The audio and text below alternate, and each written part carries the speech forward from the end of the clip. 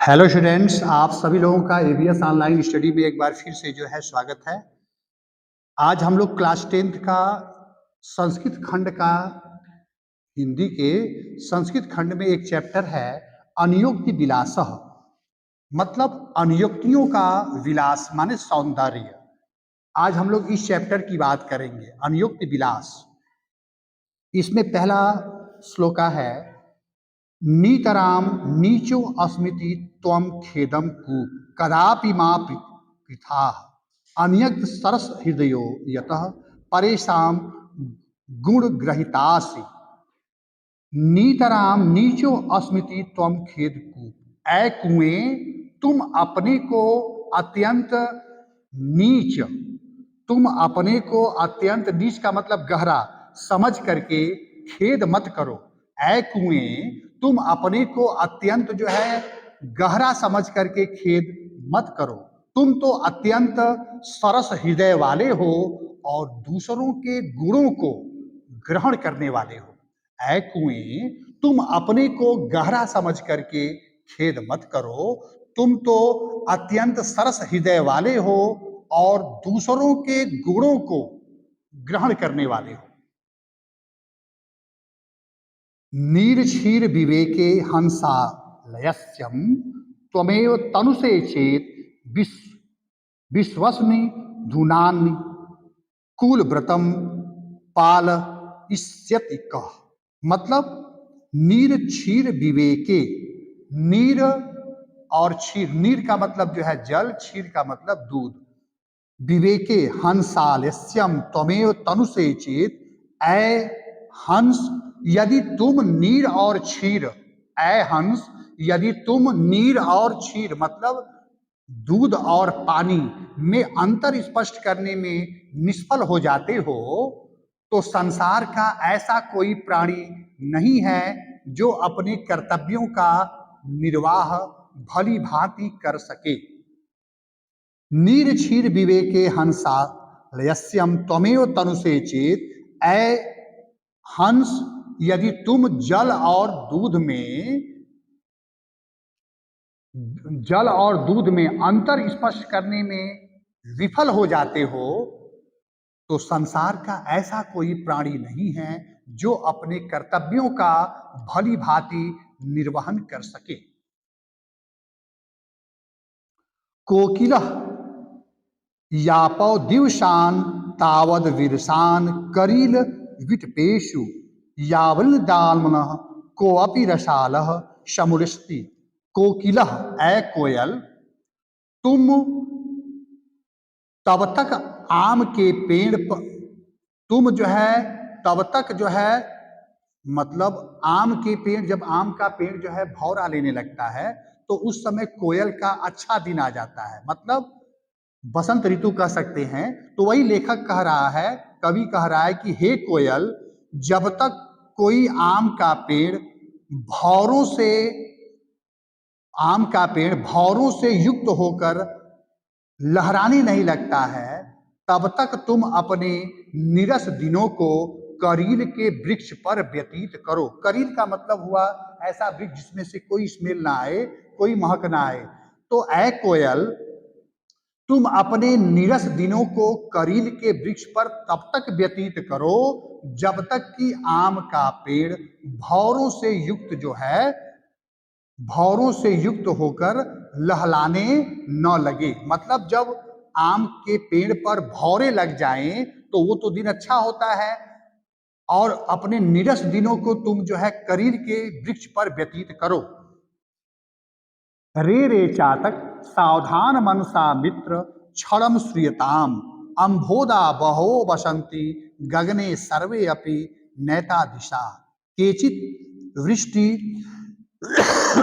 विराद्रयन्ति वसुधा गर्जन्ति केचिद वृथा यम यम पश्यसि तस्य तस् पुरतो मां ब्रूहि दीनम बच। रे रे चातक, हे चातक, सावधान मनसा मित्र क्षणम श्वेताम, सावधान होकर तुम मेरी बात को सुनो। रे रे चातक, थोड़ा सावधान होकर के तुम हमारी बातों को सुनो। अंभोदा बहो बसंती गगने सर्वे अपि नैता दिशम, बहुत से बादल बहुत से बादल, अंबोदा बहो बसंती गगने सर्वे अपि जो है, माने बहुत से बादल जो है केवल जो है क्या करते हैं, अंबोदा बहो बसंती गगने सर्वे अपि नय दिशा, मतलब आसमान में बहुत से जो है बादल रहते हैं। केचित वृष्टि भी रात्रि वसुधा गजंती केचिदम, उसमें से कुछ तो गरजते हैं और कुछ जो है बरसते हैं, मतलब आसमान में बहुत से बादल रहते हैं, उसमें कुछ केवल गरजते हैं और कुछ जो है बरसते हैं। तुम अपने यम यम पश्यसि तस् तस् पुरतो माँ ब्रूहि दीन वचनम, तुम जिस जिसको देखो अपने जो है दीन समय को उससे जो है मत कहो। कहने का मतलब जिससे जिससे आपका भेंट हो उससे तुम अपने जो है दीन वचनों को मत कहो, क्योंकि संसार में कोई आपके दीन वचन को सुनने वाला नहीं है।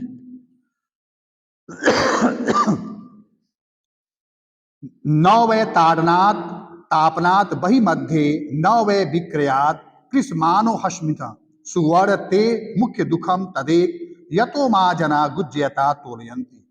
न वै ताड़यात, अब ये सोने से संबंधित बात है, सोना माने गोल्ड। कह रहा है कि न वै ताड़यात, हमको लोग ताड़ते हैं माने मारते हैं तब भी हमको कष्ट नहीं होता है।